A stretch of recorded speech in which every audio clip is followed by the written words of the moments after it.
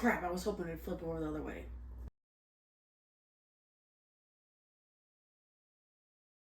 No. Go ahead. Do it. Ooh. Hello and welcome back to Ben and Danielle Reviews, and we are back today with our numbers 20 through 11 of our top 50 games of all time for the year of 2025. And this is my 5th year doing my top 50. This is your second year? Second year, yeah. So far there's been a lot of changes to your list. Mine has had a few new games on there. It's had some stuff moving up and down. We'll see a couple new games in this segment for me. You're just getting into the groove of playing games more, and so you're having quite a bit of new games coming on to your list, and seeing a lot of early favorites drop a little bit. Some of your favorite games when you first started are starting to drop a little bit in place of newer games. Has your tastes in games changed quite a bit as you've played more games? Definitely gamer bias. A gamer bias? Or player bias. Oh, who you played games sorry. with? Yeah. With the ones that you've played with me as being not as high on the list? No, I was going to say the opposite of that. Oh, okay. Let's toot your horn. Toot, toot. Okay. I think it's my turn to go first. Yes, it is. All right, so 20 is one of my favorite numbers, so I'm excited to talk about number 20. It is new to the list. I've only played it once, but I absolutely love the game. Wish we could get it more on the table. Okay? What is it? All right? Drum roll. Awkward Guests. Awkward Guests, okay. So I love this game because it is a game where you have to find out who murdered who, what room, and what weapon. It's kind of like that one game in the last video where I couldn't pronounce the name. What was it called? Something with a T. Time to Moscow? Yeah, that one. So this game I think is way better because you're playing with a bunch of people and you have a clue giver, right? Nope. Oh no, wait. Doesn't You're all clue givers. Yeah, we're all clue givers, and sometimes you can give false clues, right? No. I thought you could give false. You're passing cards back and forth. Yeah, you're passing cards back and forth, but it could be misleading. Not usually. Or you can make it more challenging with having a compass, right? Accomplice, yeah. Accomplice. You can add challenge to the game for sure by adding a possible accomplice, but you're not giving false clues. See what I mean? You can tell I've only played it once, but I really liked it. Ben was the orchestrator of it. He used the app to predetermine what cards to pull out that we could each spread around, and whoever guessed all the information right the first, they win the game. It's fun, and it's a game that you can play numerous times. Hint, hint. Yeah. Can we play that on Wednesday, actually? On a Wednesday? Yeah. Like this Wednesday? Sure, or a Wednesday? Yeah, Wednesday. It's one that I think is better with more players, because the fewer players you have, you're giving the same kind of cards back and forth to each other, which is good. You got to really be careful who you trade with at that point. But yeah, I think that's a pretty cool concept where you're just trading cards back and forth, like trading information. And what I really liked is that Ben did something to make it more eco-friendly. What he did was he actually laminated the board, the playing boards that you're supposed to write on with a pen. Yeah. He made it so they're dry erase. Look at him, doing good for the world. Yeah, I guess. One lamination at a time. Yeah. All right. Yeah, I really like this game. Makes me really happy, and I really want to play it. When I was talking to Ben when we first played this game, I was like, this is not a BGA. There's no online version. He's like, well, there's an app to tell you what cards you need to pull out. But I'm like, you can't play this online. That is so lame. Whoever invented this game, great job. It needs to be on an online platform. This game needs to be on an online I platform. think they just put out a sequel to this game too. I need that sequel in my life. Yeah, and there's a prequel too. I need that prequel in my life, but it needs to be an online game. All right. Speaking of, my number 20, speaking of online games, is games that we played quite a bit online, and I'm surprised it's not on your list. How do you know it's not? Or it hasn't been on your list further, but maybe it's coming up later. My number 20 is a game called Fromage. It is a worker placement game where the workers are different pieces of cheese. You have hard cheese, soft cheese, and the likes. You have three workers you can do on your turn, and the board is a spinning board. Mm-hmm. And you have different orders that you're trying to fulfill. And there's 4 sections of the board, and it's a modular board. You can change it up between games and such. But each section of the board is its own mini game that scores completely different. One of them is an area control game. Another one is a set collection game. Another one is a worker placement, sort of getting certain effects for placing on different plates on the board, and that's a cool concept. And I like the aging mechanism with it, where you can have a strength 3 action versus a strength 1 action, but you won't get that worker back for 3 rounds, versus if you do a strength 1 action, you're gonna get that worker back the next round. Okay, so in my defense, Yep. I didn't. When I ranked my games, I hadn't played this game yet. Oh, So okay. that's why it's not on the list. Otherwise, it would be in the list. I love the game. It's very French, and I'm a French woman, so I like it. Ben likes to cut the cheese later in the game. Yeah, we don't have the physical copy. We played it online, and it's a game that I would play on the regular. I'm not surprised to see it. I mean, I'm surprised to see it on his list because I didn't think that he had played it before he ranked. I thought he ranked his games before he played it, but I guess I was wrong. So I'm not surprised in that case. Like, I knew it would be high on his list because he's like smokes Jamie at it. Smoked me a few times, and then I think I tied once, and I think I beat him once out of like 20. So we played this a lot on VGA, and I'm surprised it's not on your list, but I guess that makes sense for it would be on my list for being a game, because you've only played it recently. I've been playing it for a little bit longer. So that's why you're the master of it. I've only played it a few more times than you have. It's because you're cheesy. No, definitely a fun game. I recommend playing it online because that's how we started. But also, like, I can't imagine having the actual board because there's gonna be lots of components. Like, I feel like it's gonna take like a 30 minutes just to set up the board with all the components. No, you just stack the overlays up on it. Yeah, but you have to grab all the little cheese pieces and spin it around and all that other stuff. That's why you don't. That's why you separate it in the box so it's not all a mess. Okay. You put little. Okay, fine. First playthrough, you're gonna have to. Sure. Do some organization, but a great game, great game, love it. All right, number 19 is Biome. I think we talked about this. Was it the last video? It was a couple of videos ago. 37. I really don't want to say much about it because we kind of, beat that one to death with. But again, like has that animal theme, bugs and hatching. Was it baby rabbits and baby birds? Yep. And predators come and eat them. Which is really sad, but that's how life is. It's a dog eat dog world.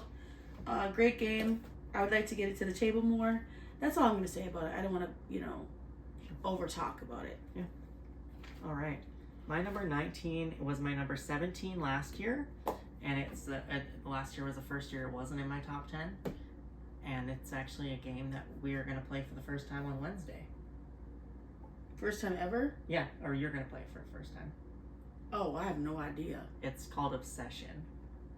Oh, okay. So Obsession is a sort of worker placement in a way, a game which every round you're going to be playing as an aristocratic family in the time of Victorian England, and you are going to be hosting these different parties and events to make your family more prestigious, and hopes of eventually courting the infamous Fairchild. So, question for you: will you be including powdered wigs for us? No powdered wigs. Oh, that's lame. No, but each card does have like little portraits of old portraits from that time period on the cards themselves, which is kind of cool. When was the Victorian era again? Like what year? 19s, like the teens to the early 20s. Oh, like you're talking like 20th century. Yeah. Why did I think it was like before that? Oh, That makes sense. It's back in the time when they would take pictures of family portraits of, like, say one of their child that is about to die.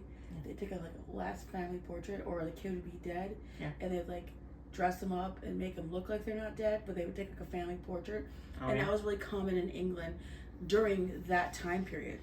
All right. Fun fact. Yeah, this game has nothing to do with that, unfortunately. You're building different rooms in your estate, and you are hosting different events, and you are collecting these cards of different guests.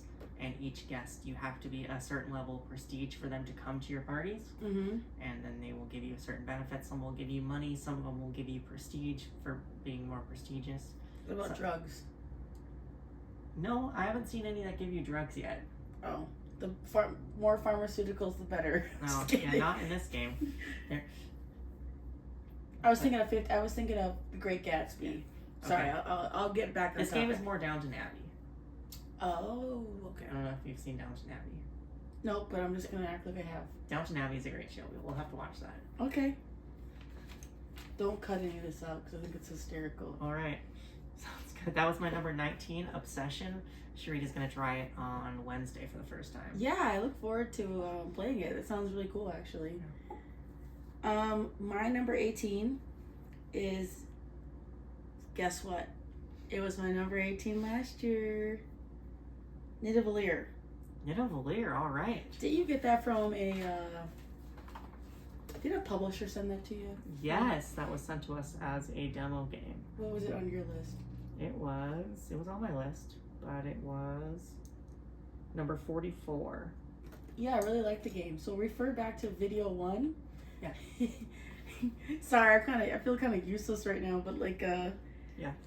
All I know is I talked about how Jamie smoked us all by gathering the same type of purple workers or purple warriors. The what were they called? The gnomes are not gnomes, but they're the Nidavellians. Yeah, the warriors. Yeah, the warriors. Yeah. Great game. I think it might stay the same for next year. It might be number 18 again. Yep, it might be a three-peat. We'll see. Unlike the Kansas City Chiefs. Oh, all right. No three-peat, baby. Vikings all day. Never won a Super Bowl, but this year this next football season we're gonna win. We can always Skull. Such a tortured existence. Being a Vikings fan. All right. Speaking of so games that. Just like with number 20 for Maj, this is another game that we've played a lot of recently that I don't know if it made your list or not because if you played it quick. And that's Revive. Mm-mm. Revive didn't make your list? We just played it like for the first time a month ago. Yeah. So Revive is a sort of, I guess it's like a post-apocalyptic, like cyberpunk themed game where you are exploring this different regions and setting up different camps and the likes, and you are going to be improving your tribe of people and playing cards on this modular board, and you have different machines that you're going to be activating, and you're moving up different tracks to score points, and you're just trying to set up camp in as many places as you can as you explore these different regions of this fantasy sort of post-apocalyptic world. Super fun. I've played it twice with Ben, and I needed a box of Kleenexes for him. You did really well in those games. I mean, not trying to be like, cocky or anything, but smoke show. I'm just kidding. I think it's beginner's luck. Yeah. So this one didn't make your list, but I feel like we'll have a good shot at making your list. Oh yeah, it's just I haven't, like when I ranked the games, I hadn't played it yet. Sure. But it's one I played on BGA first before I picked up a copy, and it was and it's one that I think my enjoyment of the game has gone up since this, so it can actually go up higher for me. Okay, so my number 17 is new to the list. Ben had been trying to get me to play this game forever, and I was kind of judgmental. I'm like, oh, this doesn't look fun. But it is called Nard, and it's a really, really fun game. And did this make your list at all? It has not been mentioned on my list. Oh, it hasn't been? It has not been mentioned on my list. I played it in person. We actually first played it at Perkins when I was eating breakfast, and Ben was having a chicken strip melt sandwich with fries. They were extra salty. And who won that game? Was it me? I think I won. I thought I did. You might have won. Beginner's luck. Maybe. But I don't even know how to explain it, but it's just a fun game. But I think Ben could do a better job explaining it. Sure. So without further ado. Yeah, so in this game you are going to be recruiting members of your own personal Viking clan, and each one is going to have a color associated with it. And when you recruit a new Viking, you're going to get to activate all the Vikings that you have played down with that color, and you're going to activate them all again, and you're going to be collecting these different helmets for recruiting and silver bracelets. And then with those Viking clan members, you can also go out and explore these distant lands, because what do Vikings do? They go out and explore and raid different areas. But with that, it does come at a cost, and it does cost you some workers, because some of your workers are not going to get to return.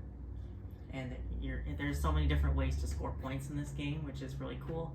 And it's a race to get to 40 victory points. Did you know back in that time, like Viking times, that they used to have, like, they'd be starving on ships and stuff and don't have food?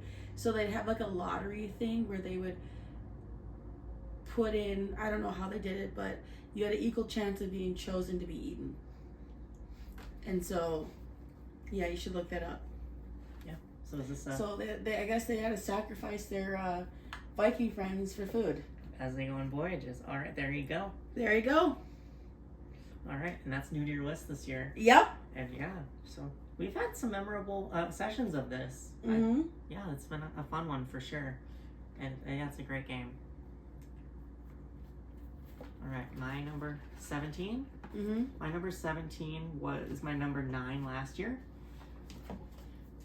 It was my number 11 the year before that, and then it was in my top 5 the year before that. And that's one of my Everdell. go-to game introductory games. Okay, never mind. Ticket to Ride. No, it's Carcassonne Winter Edition. Oh yeah, you love Carcassonne. Yeah, Carcassonne is a great tile placement game where you're just building up different cities and roads, and you are just trying to score points. And it's actually sneaky strategic too. Like the You're pretty good at it. There's some like serious strategy to this game that people don't actually give. A lot of people don't give it credit for. And I really enjoyed Carcassonne. I think the Winter Edition with all the snowy tiles, with all the reindeer and the polar bears, is really nice. Did Grandma get ran over by a reindeer in the game? No, there is a gingerbread expansion for it though. Oh, cool. But that's impossible to find. I'm sure you'll be able to find it though. Yeah. You get everything from around the world. Yeah, I'll keep my eyes out. Game trafficker. Yeah, a Carcassonne. It's a fun game. We haven't played that in a while. Would you consider yourself a game trafficker? No. And yeah, I guess if you games are going to be harder to get now, I think, with all the tariff stuff coming. Yeah.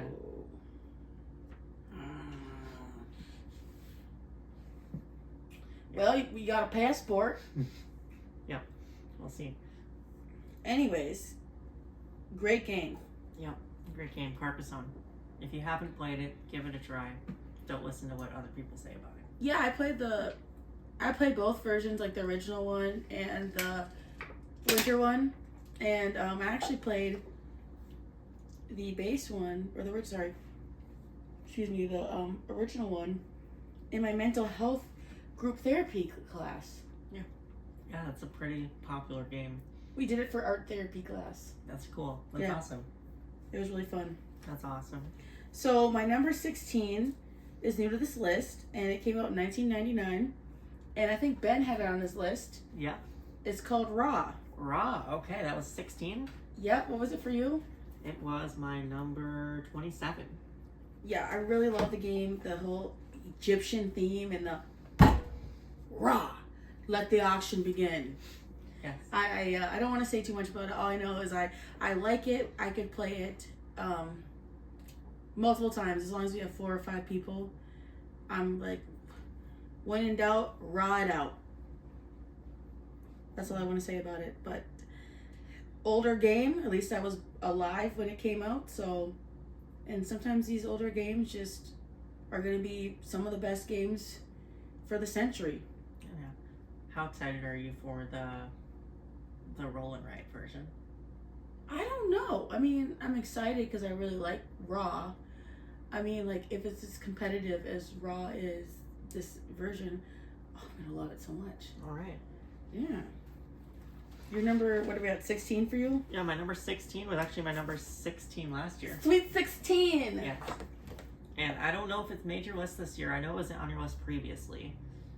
And that's Terraforming Mars. I gotta play that game again. Can we play the game tonight, actually? We could try. At least, so my favorite version is Ares Expedition. There's a big box version, Terraforming Mars, which is a little heavier, harder to get to the table, which I think is a great game, but I just, with Ares Expedition, takes a third of the time to play, so I just think it's just easier to table. And I like the Race for the Galaxy action point system that Ares Expedition uses, and so which is good. I'm not a huge fan of Race for the Galaxy, but I like that action point system. It's in Earth, it's in Biome, it's in other games like that, and Terraforming Mars is a great game, and I think it's pretty thematic for the kind of game it is. Mm-hmm. Yeah. I thought it was challenging, but then that day I was pretty burnt out, and it's definitely a game I want to play again for sure. Yeah. We played it a few times, but I've only played it once with you. I don't think so. I think you played it a few times with me. Well, I must have been an autopilot then. No. I'll have to look and check my logs for that stuff. Hey, good thing for logs, right? Yep. So are you gonna go check your log right now? No. Sorry for that brief intermission. No, you're good. Now back to number 15. I kind of feel like I've talked about this one. It's new to my list. It's called Rear Window. Yeah. Again, we're going back to that murder detective type of theme, because I really am interested in homicidal freaks. I like the game because you have I swear we talked about this. Okay, it's my number 49. Oh yeah, we talked about it because we talked about how Ben was the cue giver, and you can, depending on, you can either play. Refer back to our first video. I'm sorry. Sometimes I just get them all mixed together. I really love this game. I think we should play it on Wednesday. All right. You haven't seen the movie either. No. Wow. I bet you the game's better. The movie's one of my all-time favorites, but I'm also a Hitchcock What year is it fan. from? 50s? 1950s? So it's black and white. No, it's in color. Did they paint it? No. Oh, okay. Not all black and white movies are bad.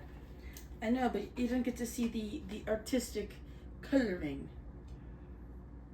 Like, there's just something about a man in pink that just gets me going. I'm just kidding. All right. My number 15 is a crossover with you. Was my number 14 last year, and it's one that we play together. It's just the two of us. Just the two of us. And it's one that I want to get to the table. See if we can make this like an annual tradition of ours. And that's Encyclopedia. That was on my list. Yes. Last video. Yeah, Encyclopedia is just a great dice worker placement game, and it just does that so well. And I like the sort of draft, not really drafting, but also like choosing the cards that you want to take into research, and you're trying to research like things, because once you research, you're going to lose all the cards you have. So you got to be careful what cards you take and what stuff you research. I like it a lot with the pattern. Yeah, it's great. Making sure that, you have animals that are from the same continent, or animals that like are herbivores or whatnot like that. Yeah. I like that. I think we didn't mention that in the last video. Yeah, definitely a fun game, and I would be down for that cause to make it an annual thing. Yeah, it's a great game. So my number 14 is called. Oh, that was number 38 last year. Yeah. And it's called That's Pretty Clever. It's a roll and write game. I really love roll and write games, and matter of fact, I actually played this game probably 10 times last night because I have the app. Oh yeah. And basically, what you're doing is you're rolling. Is it 5 dice? Rolling 5 dice, and you can choose up to 3 dice. But so the first time you roll, if you pick a dice, say there's like 3 dice that are 6s, and then there's a 5 and a 4. If you choose a higher number, anything lower than that number, you can't roll for the next turn. So I like that, and what you do is, like, say for like the yellow component, you can earn points. For the blue component, you can earn like things like another reroll or an extra dice, or there's 5 different. Oh, and each dice. Okay, there's 5 different colors of the dice. So there's actually it's 6 dice. Yeah, you get to roll 6 dice, and white is like wild. So it's what happens is you get to choose your 3 dice after those rolls, and then it goes around, and then other people are playing. They get to choose one of those dice that you didn't use. And basically, you mark off stuff on other colors, and whoever gets the most points, and then the game wins. It's a quick game. It says you can play up to 5, but we definitely, in my mental health group, art therapy session, we played with 6. Okay. I think the box plays 4. If I remember. Was it 5? Okay, either way, like Yeah, I played 1 extra person. Nice. Yeah, and it still played with a good amount of time. Okay. Cool. And it moved up because it's fun to play solo. Cool. As well. Sweet. This game was my number 78 this year. Just kidding. At least it made your top 100. Yeah, it did make my top 100. All right. Yeah, you enjoy roll and writes a lot, and I was surprised it was so low last year, but I think you corrected that this year. Yep. All right, my number 14 is a crossover. It's a game you mentioned earlier on this list, and that's Nar. Nar is just such a great little card game, and it's so easy to teach and get to the table, and I like that there's multiple strategies you can use with that, where you could like go for the bracelets, go for the reputation, go for trying to get a bunch of these different exploration stuff, build up your Viking clan as much as you can. There's so many strategies you can go for in hopes of getting to the victory points first. Mm-hmm. Definitely a great game. That's so cool that we're like really similar, like it's in the same video. Yeah. Of games. I like that. Yeah, I think as we get closer along, since we play so many games together, we'll have a lot more crossovers. Okay, so moving on to number 13. It was my number 11 last year, and it's Everdell. Did you mention it yet? It has not been on my list. But it will be. Maybe. It better be in your top 10, or at least in your top 13, considering that you bought this big mega box that's bigger than you. I think actually having the mega box actually made it go down for me. Really? Yeah, just because it's harder to get to the table. There's so many expansions and components and different animals. I think we played it once or twice since I got the big box. Yeah, I remember it took us like 4 hours. Yeah. Yeah, but yeah, it's a great game. It's very pretty. And I bought the Far Shore version, so that's like the water version of the game. So instead of this big tree where you're drafting cards and building up your city, right? Yeah. I think you'll be, I don't know, building up your boat. I'm not sure yet. We haven't gotten to the table. I actually just brought it over tonight. Yeah. But yeah, I like Everdell. I feel like it can move up. I just haven't played it recently, so my recall of the game, I couldn't get really specific with the rules, but I definitely like that nature theme aspect and the card drafting. And if you haven't played this game, I highly recommend you try it. It's a great worker placement game. Mm-hmm. Great pick. All right, my number 13 was in my top 10 the last 3 years. It was number 8 last year. Mm-hmm. It's Marvel United. Oh, you love that game. Oh, we just played it too. Yeah. Sorry, go ahead. Do your spiel So Marvel first. United is a Marvel superhero themed cooperative game in which you have locations that you're moving around the board in like a circle, and you have a timeline that you're placing cards into, and you're going to be playing a card from your hand into this timeline, and the card that you play, you also get to, not only do you get to get the effects of the card that you played, but the last card played as well. Mm-hmm. So not only, so you have to also strategize like what card will benefit me, but also what card will also benefit the person that's next to me in turn order. I love it. Yeah. It's definitely going to move up on my list. Yeah, it's a really fun game, and we actually had we did really well with the last We game. smoked the monster, okay, or the villain. We smoked them last Wednesday. Yeah, that doesn't happen too often. It was a smoke show. Normally we get smoked. But wasn't that out of the game box that you waited 2.5 years to get? The Multiverse Kickstarter. Mm-hmm. Yeah. Fun. Yeah. Oh yeah. I loved it. Yeah, it's a great game. But did not make my top 10 this year, but that's all right. I feel like it can move up. Yeah. So my number 12 is Canvas. It was number 40 last year. The funny thing is, actually, when I first played it, I loved the game. Yeah. Now, it's not like any game I've ever played. You have these abstract backgrounds, and what you do is you're drafting cards to make pictures. And some of the picture, you can use 3 cards to make a picture. It could be like you got a hook and a Pride member. Remember, there's a Pride member. Or like, say you have a piece of salmon and you have a whale.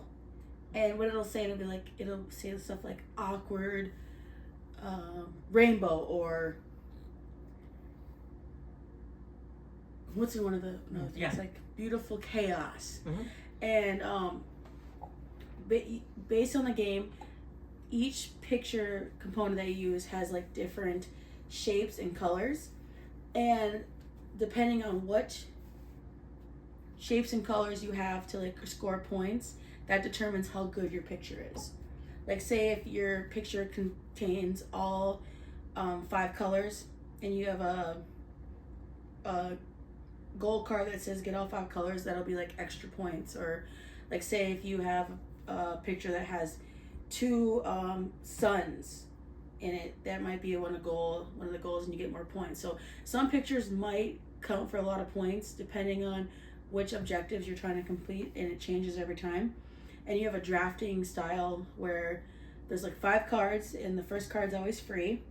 But say if you want like the second card, you have to use one of your canvas, rainbow canvas things to place on each card up to that, and then you can select the card, and then whoever selects that card gets the canvases, and then they can use that to pick cards that are further up the street. Yep. I don't know if I explained that. I like that mechanism. It's in Century, and it's in a few of other games where you can, or the first card's free, but you have to discard 1 resource in order for each card you pass on that track. Mm-hmm. And then they just slide down once you take them, and then all those extra tokens or resources go to the person that takes that card that the tokens are on. And the reason why I think this game, like when I liked it originally, was because I hadn't played it so much. Then I played the living crap out of it, and it went down to 40. But then now we got the expansions which added more cards to make different paintings, and so there's more variety, and that's why it went back up into my top 15. This was your number 1 at one point. Yep.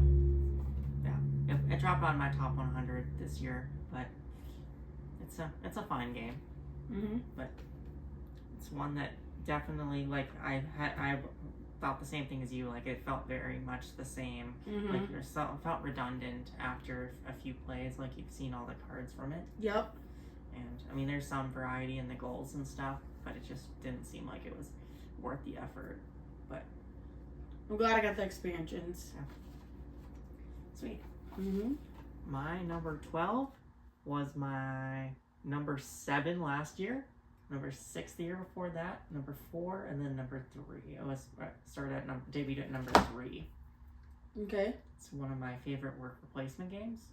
I would guess something in the West Kingdom. No, it's Viticulture. Oh yeah, Viticulture. Yeah, Viticulture is a great work replacement game, which you are going to be running a winery, and you are going to be planting grapes and harvesting those grapes and putting them in the crush pad and crushing those grapes up. And then once you do that, you're going to bottle them up, and then you're going to have these wine order cards that are going to give you victory points and residual payments from customers. And they also have these cards, like these visitor cards. Mm-hmm. A lot of those are pretty powerful. Those visitor Oh cards. yeah. And that adds some. It's a little bit of imbalance to the game, I guess, because you can get a really powerful card that can give you the edge over other players. But that's also part of the fun of the game, I think. The luck of the draw. Yeah, you like it just finding a card that works for your strategy. It's really nice, but I don't rely on getting the right card necessarily. But when I do, it's A gold mine. it's awesome. Yeah, I'm not really bothered by the imbalance of the cards themselves. I think it adds to the joy of the game a little bit. There is still a lot of strategy to the game, and yeah, it's a great game. Yeah, I like it too. It's a fun game. Yeah, lots of. I definitely like it more that we played it again, because now I kind of understand what's going on. So I definitely would crack that open on the table with you again. Yeah, I thought it would make your top 50, but it has potential. Has potential too. So my number 11 is Pixies. It's new to the list. It's a French game, and I think it was in your list. Yes, it was. What number was it? Pixies was. You're so secretive about your book. You don't need to know. Pixies. Pixies was on my list at some point. Let me look. You can keep talking about it while I look for it though if you want. I was hoping to refer to you for the explanation. It's just so cute. It's a really cute game. I like the art a lot. You want me to explain a little bit? Yeah, where is it on your list? I couldn't find it. Is it in the 50s? I think so. Top 50? It's in my top 100. I thought we talked about this in a video. We could have. It was number 75, so it wasn't on my list. All right, talk about it, please. Okay, so Pixies is a little card game. Comes in a little box. It was originally from Bombix in France, and finally got distribution from Pandasaurus here in the States. It is a card game in which you are collecting these pixies, and you're building a 3x3 grid with cards numbered 1, 2, 3, 4, 5, 6, 7, 8, 9, and you are going to be drafting these pixies and putting them into your grid, and you're trying to get some of them are worth positive points, some of them are worth negative points. You're also trying to double up in them, because if you get one double up, you'll get that many points. If you double up 9s, you'll get 9 points. Double up 1s, you'll get 1 point. And when yeah, that's right. I forgot about that part. And you're gonna also try and have the same colors touching each other, and so you'll score your largest group of like colored pixies. Mm-hmm. And you play 3 rounds. Whoever has the most points after 3 rounds wins the game. Cute little game. It is definitely a cute little game. Yeah, highly recommend it. All right. Could it move up on your list? It can. I feel like it's one that I've played a ton. It's one that Jamie wants to play a bunch, so sometimes I get burned out on it a little bit. But it could. I think it will stay in my top 100. Okay, that's good. Which is out of however 1,000 or so games. That's a lot. Mm-hmm. All right, my number 11. It's the first time that it was not in my top 10. I know what it is. Yeah. My number 6 last year, and that's Everdo. Yeah, Everdell is a really adorable creature worker placement game, which you are building up your own forest city of different types of critters. We talked a little bit about it already, so I'm not going to talk too much about it, but it's a great game. We have the giant box, which is gorgeous, but really hard to get it to the table just because it's a big, heavy thing. But yeah. And that is our numbers 20 through 11. Thank you, everyone, for checking it out, and we hope to see you in the top 10. Yeah, and I'll say it's cool. We had a lot of crossovers that were absolutely within like 2 to 3 numbers apart.